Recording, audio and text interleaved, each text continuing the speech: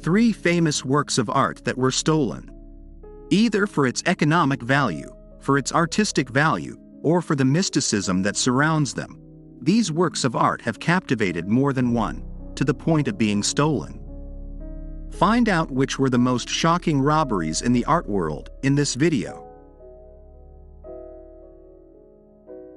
The Scream.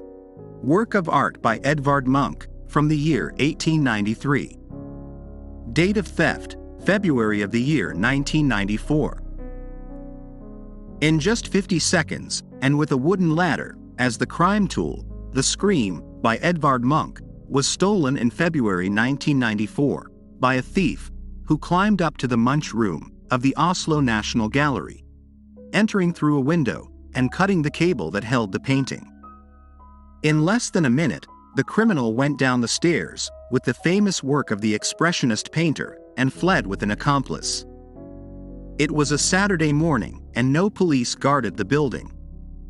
Half an hour after the robbery, 2 policemen who were passing through the place found the ladder, leaning against the facade and the window open. Realizing what had happened, they called for reinforcements, but the thieves had already left, and the only thing that was found was a note that said, "Thank you very much for the bad surveillance." The painting was recovered 3 months later in a hotel south of Oslo. The person in charge, Pal Enger. He had planned the robbery for 4 years, motivated by the challenge of doing it, and afterward, he hid the painting on the tops of the dining room table, where his mother and uncles drank coffee every day.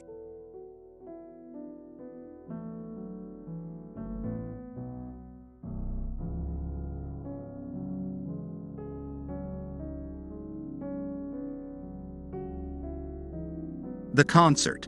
Work of art by Johannes Vermeer, from the year 1664. Date of theft, March of the year 1990.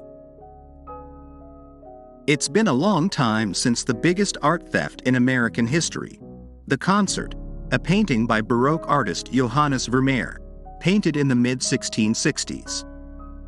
It was on March 18, 1990, a few minutes before 1 in the afternoon, when 2 men approached the central counter of the Isabella Gardner Museum in Boston, Massachusetts.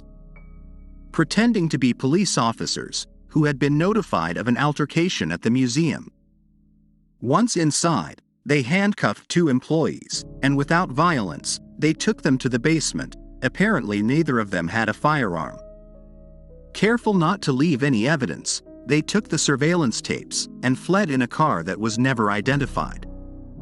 In total, there were 13 works of art that disappeared that afternoon, and El Concierto, valued at more than $200 million, was one of them. In addition, pieces such as The Storm on the Sea of Galilee, by Rembrandt, and several sketches by the also well-known artist, Edgar Degas, were removed. After years of investigations by the FBI, the whereabouts of the works are unknown, and not even the permanent reward of $5 million for anyone who provides information has been enough to find them.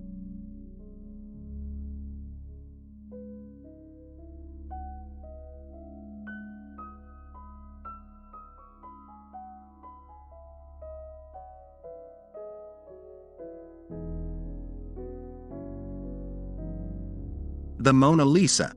Work of art by Leonardo da Vinci, from the year 1503 to the year 1519. Date of theft, August of the year 1911.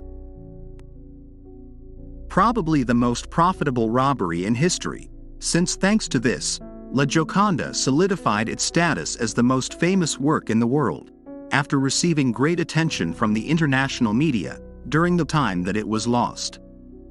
The theft occurred on Monday, August 21, 1911, while the museum was closed.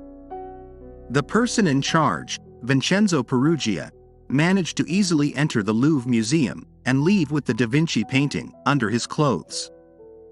Dressed in a white work smock, like the one worn by maintenance personnel, Perugia calmly took the painting down, separated the board from its frame, then abandoned it and left the museum with the painting hidden under his suit.